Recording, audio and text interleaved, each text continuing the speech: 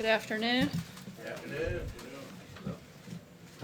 Today in the Rose Garden, President Trump continued the tradition of celebrating the National Day of Prayer.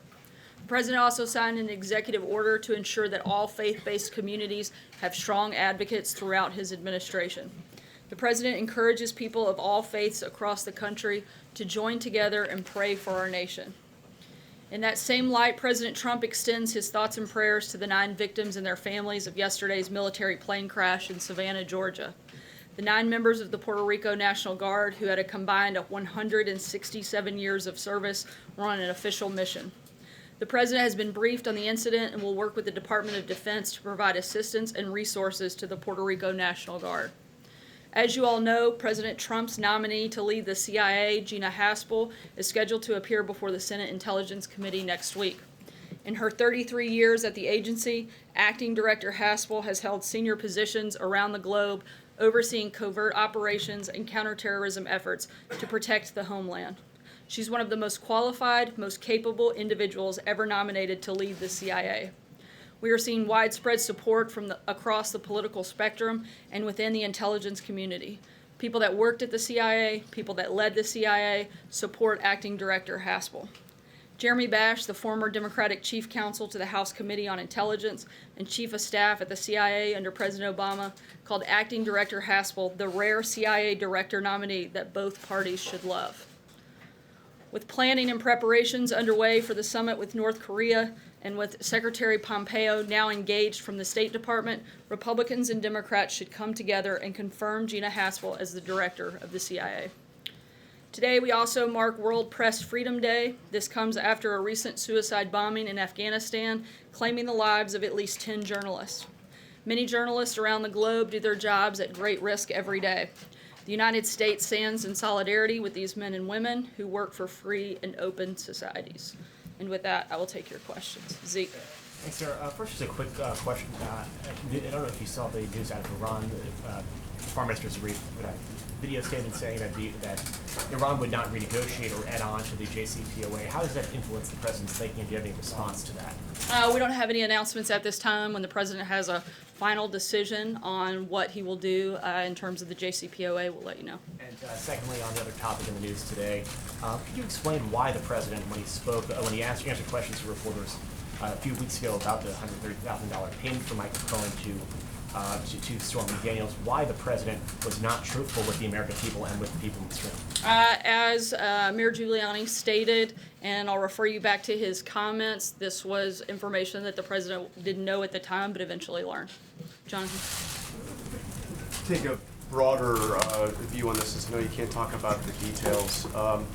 But can I ask you, when the president so often says things that turn out not to be true, when the president and the White House show what appears to be a blatant disregard for the truth, how are the American people to trust or believe what is said here or what is said by the president? We give the very best information that we have at the time. I do that every single day, and will continue to do that every day I'm in this position. But the president, I mean, he when the story first happened, came out that Ty Cobb would be leaving and Emmett Flood would be coming in. The president said fake news, said it was not true. When he talked about the prisoners in North Korea, he said the previous administration had been, failed to get them out. These 2 of them were taken prisoner while Donald Trump was president. And obviously the totally conflicting statements on the Stormy Daniels payment. And these are statements that are just not true. When it comes to North Korea, I think you could also look at Otto Warmbier, who was detained during a previous administration, as was one of the current detainees. And so that would reflect the president's comments that he made. When it comes to the last instance that you mentioned, as Mayor Giuliani stated, this wasn't something that was initially known, but later learned. And again, we give the best information possible at the time, and we're going to continue to do that every single day. He started paying back Michael Cohen back in February of last year.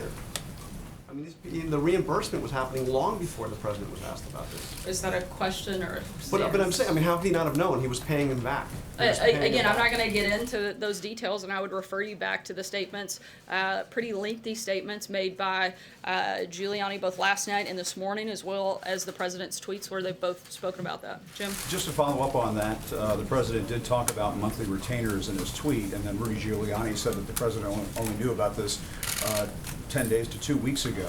How can you only be aware of something 10 days to 2 weeks ago, but at the same time being in the process of paying monthly retainers that apparently covered this reimbursement to Michael Cohen?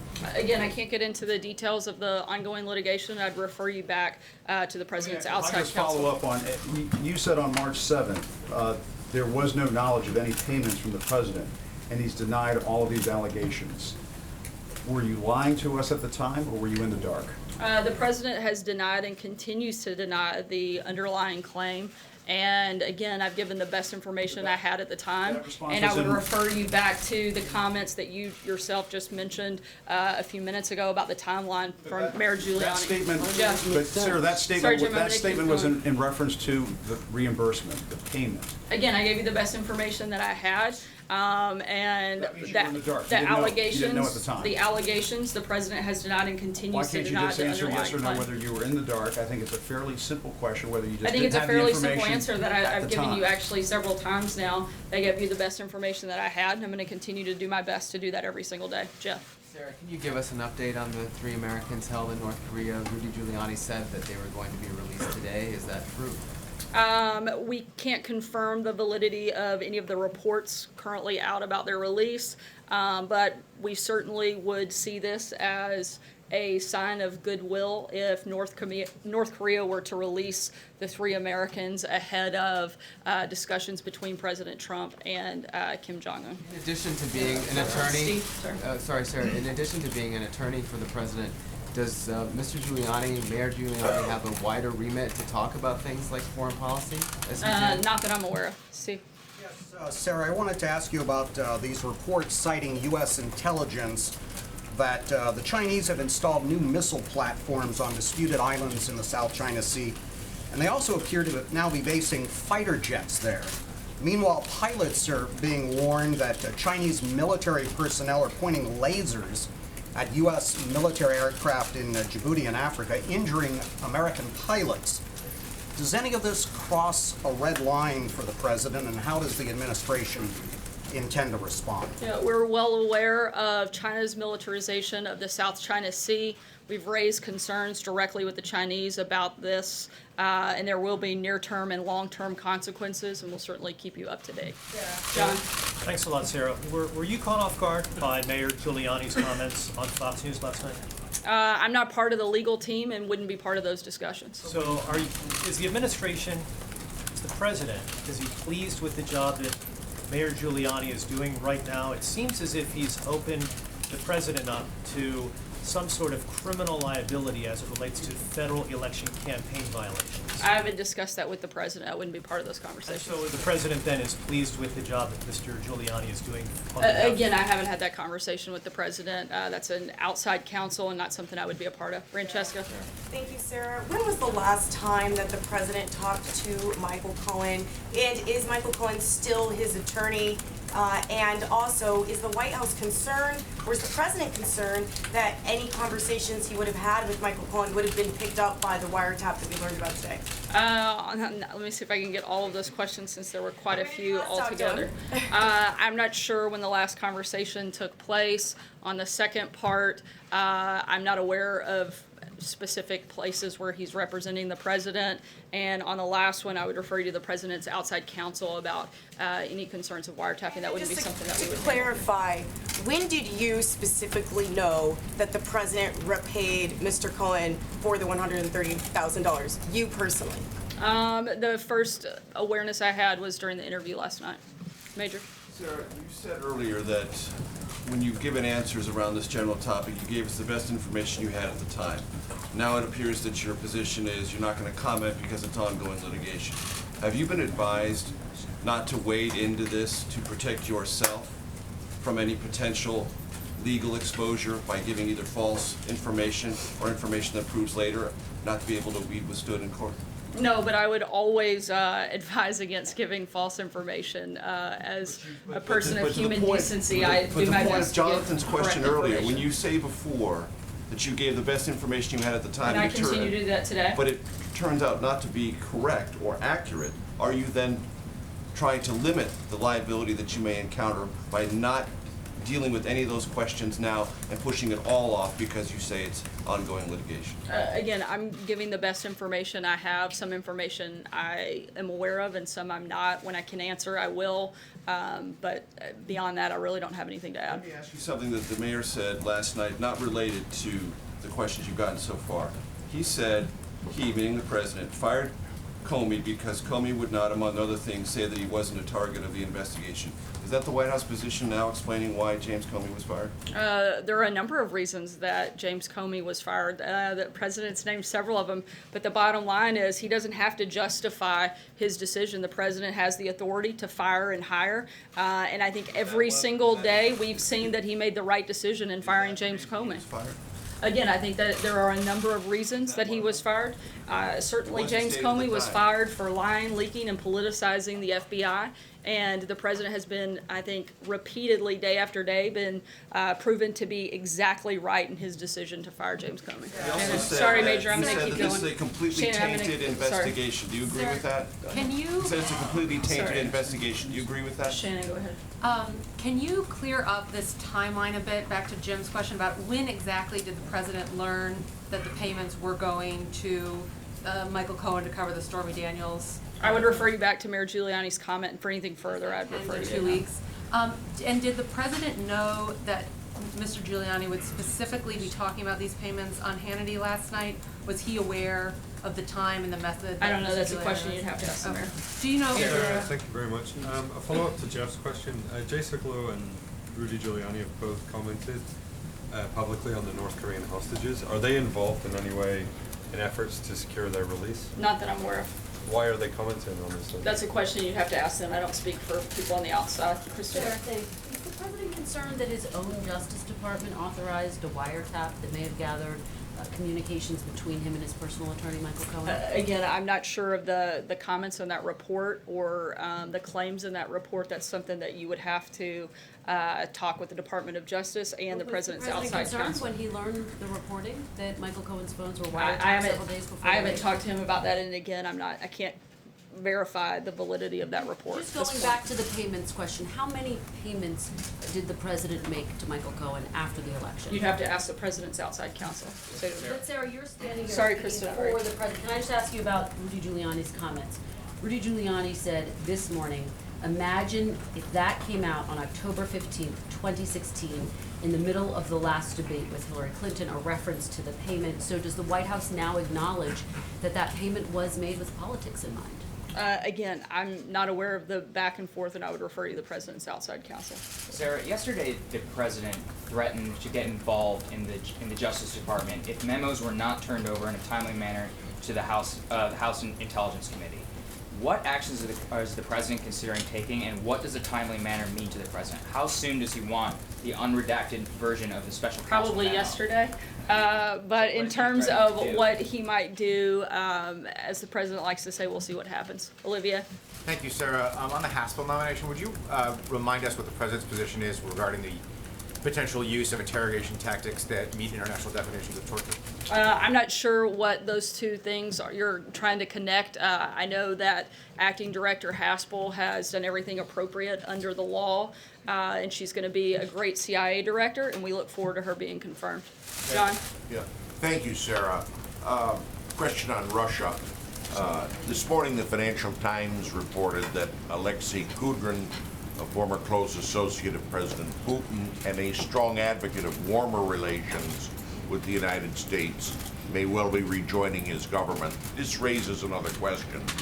You've said that the president would have a summit with Mr. Putin sometime in the near future. Can you give us any clues when that'll be? Has anything been determined on a possible Trump-Putin summit? Nothing has been finalized on that front. I think the next big summit, if you will, I'll borrow your word, that the president will engage in will likely be between President Trump and Kim Jong-un. Beyond that, I don't have any updates. There'll be no meetings. It's likely that there's no meetings with President Putin before the Kim-Trump summit. Not that I'm aware of. Certainly nothing is finalized at this point, but certainly the president would still be very much open to sitting down with leader of Russia. Emerald? Thank you, Sarah. Following up on Sagar's question, in regards to those memos and the congressional oversight, Rosenstein is saying this is extortion. What is the White House's response to him calling it extortion? And does the president support the Freedom Caucus's articles of impeachment for Rosenstein? The president would like to see the request of Congress to DOJ met. I haven't had a conversation with them about the articles of impeachment. Cecilia? You just said that James Comey was fired for lying in the meeting and politicizing. What did he lie about before he was fired, and what did he leak before he was fired?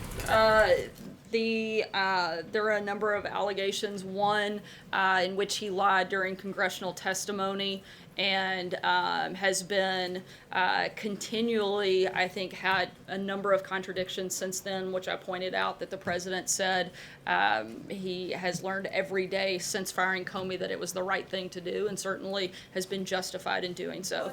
But again, going back to the president, frankly, doesn't have to have a justification. He can hire and fire whoever he wants, and he made the decision to fire James Comey, and that's certainly a decision he stands by and one that he feels very justified in since. Julie? Is Giuliani correct in saying that he was fired in part because he wouldn't tell the president that he wasn't part of the investigation? I can't speak for Mayor Giuliani. I haven't talked to the president about that. Julie? Did the president file a fraudulent personal financial disclosure last year when he filed a report that did not include a loan from Michael Cohen or any company affiliated with him? I mean, if there was no loan, then what would he have been reimbursing?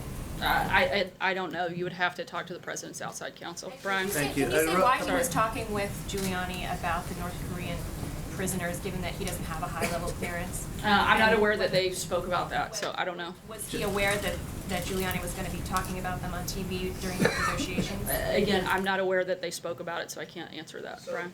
A couple of quick questions. Does the president believe he's above the law? And does he No. prefer to sit down with Kim Jong-un I'll answer the or first. after? I'll answer the first question. No, go ahead. Thank you. And then does he prefer to sit down with Kim Jong-un versus Bob Mueller? I certainly think that the president feels like stopping a nuclear war and helping protect the safety and security of people across the globe would certainly be the #1 priority of the President of the United States.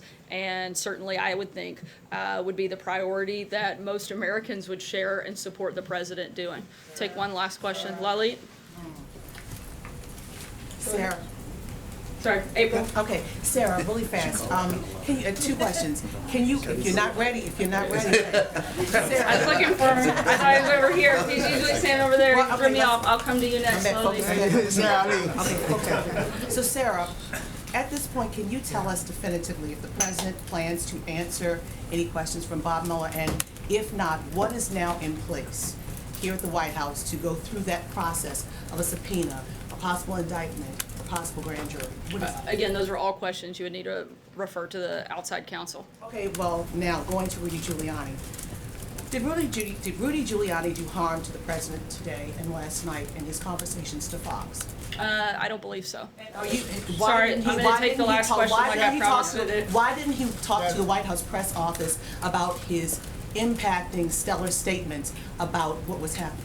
Everyone is on The the White same- House press office wouldn't coordinate with the president's outside legal team on legal strategy. Blindsided. You said yourself you were blindsided. I actually didn't use that term. Well, I said it, but you were blindsided from what you said. Well, with all due respect, you actually don't know much about me in terms of what I feel and what I don't. 21 years to understand how this operates. All right, I think we're good. Lalit, go ahead. Last week there was a meeting between the Indian Prime Minister Narendra Modi and the Chinese President Xi Jinping in China. How does the White House sees the meeting between the two leaders, India and China, trying to improve the relationship? And did President had a role in that? We don't have an official policy, but certainly think it's always good when other world leaders are getting along, and certainly when we can cooperate, that's definitely a good thing. We have a great relationship with both countries and hope to continue to do so. Thanks, guys.